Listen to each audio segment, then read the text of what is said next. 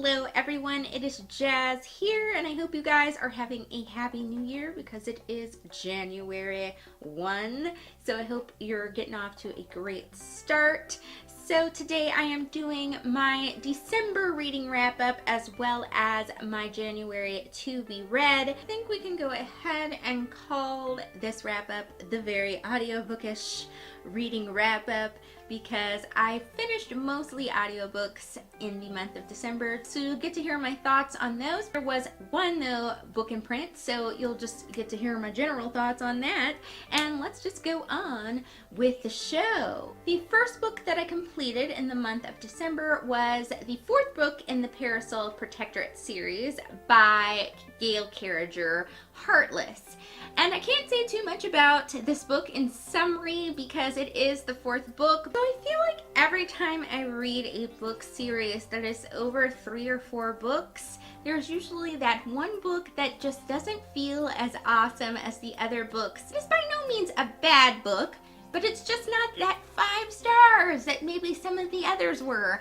And Heartless was kind of that book for me. It was very enjoyable. I still love the characters. I still love the tone of the book with the mix of genres and the element of humor that it has. I did have a few minor issues with it. I feel like the 3 novels of this series that I read before had just way more direction. This one didn't seem to have as much direction. Usually there is a general case that Alexa is trying to solve or something to that extent, and then there might be one subplot.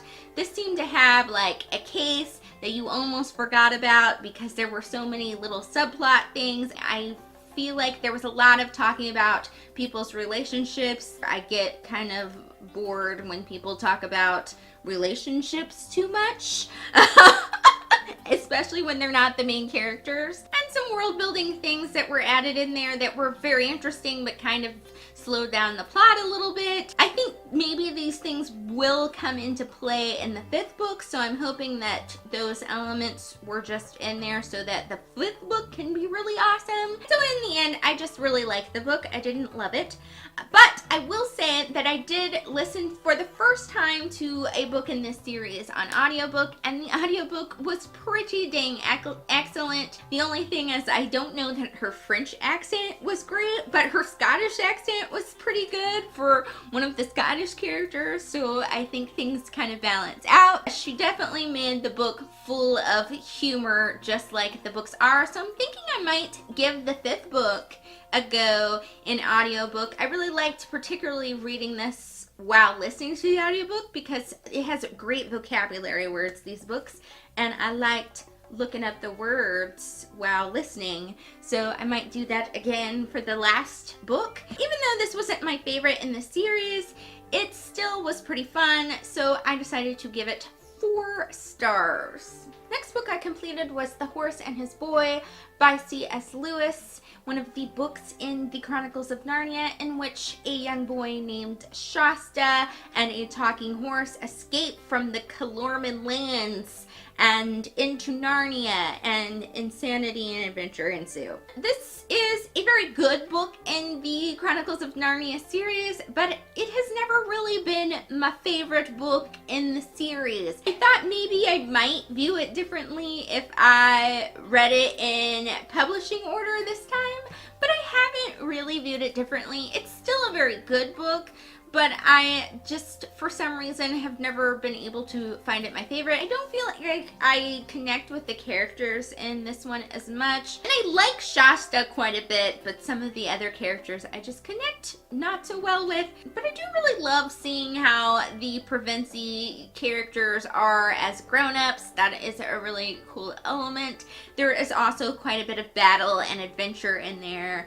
And so it is definitely a fun book. I did notice this time reading it through, now that I'm older, that this book really is kind of important to the story, whereas I think as a younger person I wouldn't have been able to say that.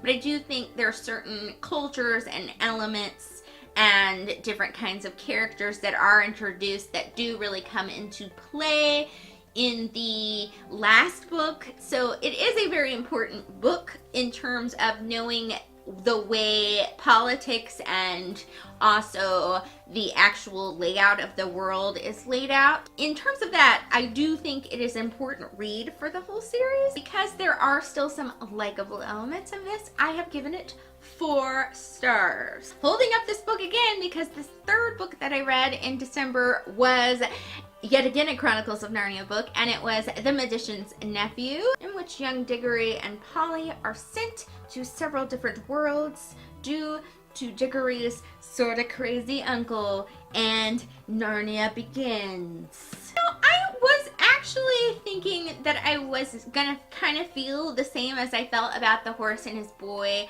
with this book, because I think as when I was younger, I didn't really like this book as much as the others either. However, this time I loved it, and I feel like it has something to do with me reading it in publishing order this time, reading the book a little later in the series and reading it as a prequel. This book just works for me.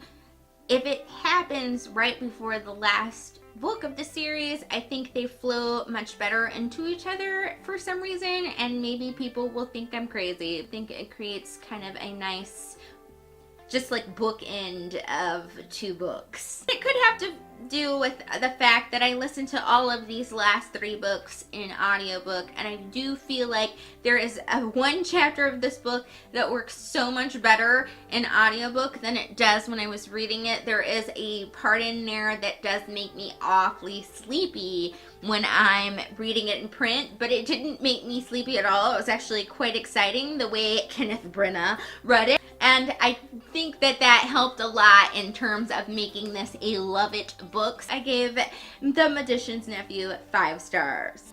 Next, I completed a reread of A Christmas Carol by Charles Dickens. I'm pretty sure everybody knows what this one is about, but if you don't, it is about a miserly man named Scrooge who is visited by 3 Christmassy type spirits who hope that he can change for the better. I have been known to struggle a little bit with reading Charles Dickens, and it's so sad because I really do feel like I enjoy his overall stories.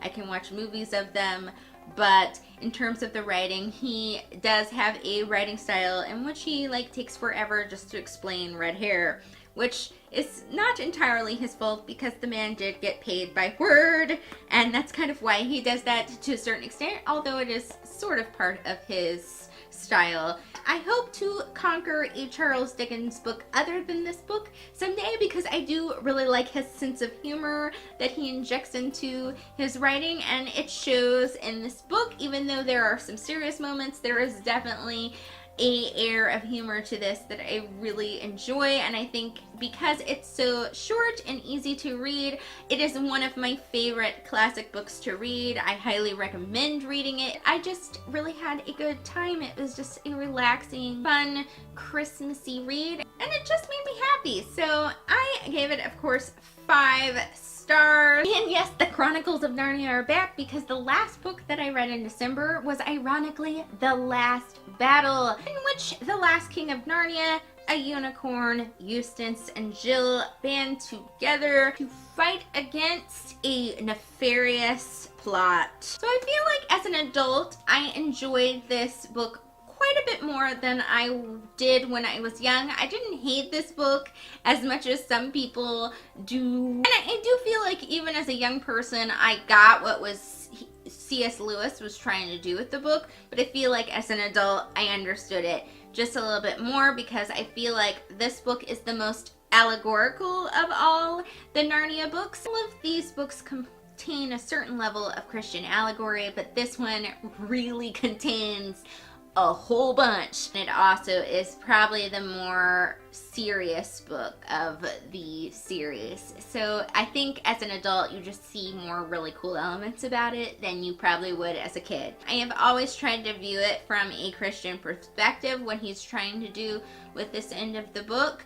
and so thus I was able to find more joy in the way the book ended, whereas I think I did feel a bit sad when I read it as a younger person. So it's really just cool to see how your viewpoints change the more you learn about different things. And I really noticed this time too how everything really interlocked with the other books, and you get to see some of the other characters that have been in the other books, which is really lovely. There is a bittersweet vibe to it because of one element, which I can't tell you if you've never read the books, but that is just one element. I feel like the rest of it is really excellent in the way that it ended. The only issue that I have with this book is actually one that's just kind of personal to my brain and has absolutely nothing to do with the plot or anything else with this story, and it does contain quite a bit of battling. And sometimes when I read or listen to an audiobook that contains some battle scenes, my brain just like can't visualize it. Like I don't always understand what the heck is happening. And because this book does contain a lot of battling, because it's called The Last Battle, I do kind of get like, wait, what happened? Uh-oh, I'm missing something. Oops. So because of that, I would say that overall this book is probably like a 4 3/4 stars kind of book, because it's definitely not my uber super favorite. I don't love it as much as some of the previous ones, but I'm still willing to give this 5 stars because of the way it's put together. Those were all my December reads, and I really only have one for sure book planned for my to be read in January, and that is the 4th book in the Mortal Instruments series by Cassandra Clare, which is City of Fallen Angels. I'm reading that book in a buddy read in the month of January with my friend AJ over at A Stitch in Time. I will leave the link to her channel if you want to check her channel out.